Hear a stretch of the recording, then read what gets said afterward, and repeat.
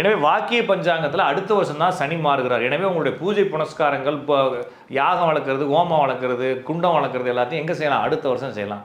அப்போ இந்த வருஷம் என்ன சார் செய்கிறது? இந்த வருஷம் நீங்கள் பூஜை செய்கிறீங்க, சனிக்கு எதுக்கு பூஜை செய்யுங்க சார்? பூஜை செய்தாலும் பூஜை செய்யாவிட்டாலும் சூரியன் உதிக்கும், சரிங்களா? அதுபோல் நீங்கள் பூஜை செஞ்சாலும் பூஜை செய்யாவிட்டாலும் சனி நகர்ந்து கொண்டே இருக்குன்ற அடிப்படையில் சனி நகர்வை வைத்து ஒரு மனிதனுடைய வாழ்க்கையை கணித்துக் கொள்வதற்கு இந்த திருக்கணிதம் உண்மையானது. அந்த திருக்கணிதத்தில் இப்போ தான் சனி மாறி இருக்கு, அதுக்கு நீங்கள் எந்த பூஜையும் செய்ய தேவையில்லை. சார் நான் பூஜை செஞ்சால் தான் சனி மாறும்னா அப்போ உங்களுக்கு பூஜை செய்ய தெரியாதுன்னா உங்களுக்கு சனி நல்லது செய்யாதுன்றது மாதிரி நீங்கள் புரிஞ்சுக்கிறீங்களா? சரியாக புரிஞ்சுக்குங்க. நீங்கள் பரிகாரம் செய்தாலும் பரிகாரம் செய்யாவிட்டாலும் கிரகங்கள் அதுவாட்டுக்கு போயிட்டு இருக்கு. ஏன்னா கிரகங்களை வைத்து நாம் வாழ்க்கை கணிக்கிறோம், காலத்தை கணிக்கிறோமே தவிர கிரகங்களுக்கும் நமது வாழ்க்கைக்கும் தொடர்பு இல்லை. இருந்தாலும் நான் பூஜை செஞ்சு தான் சார் ஆவேன் அப்படின்னா பூஜை செய்யுங்க. ஆனால் உங்களுடைய பூஜைக்கும் இருக்கக்கூடிய சனிக்கும் தொடர்பு இல்லை. நீங்கள் ஒருவேளை நான் பூஜை செஞ்சே ஆவேன், சனீஸ்வரன் ஒரு கடவுளை நான் வச்சிருக்கேன் கும்பிடுவேன்னா நீங்கள் அந்த பஞ்சாங்கங்களை, வாக்கிய பஞ்சாங்கத்தை எடுத்து வச்சுட்டு அடுத்த வருஷம் கும்பிடுங்க. அப்போ இந்த வருஷம் நான் பூஜை செய்யணுமா வேணாமானா எதுவும் தேவையில்லை.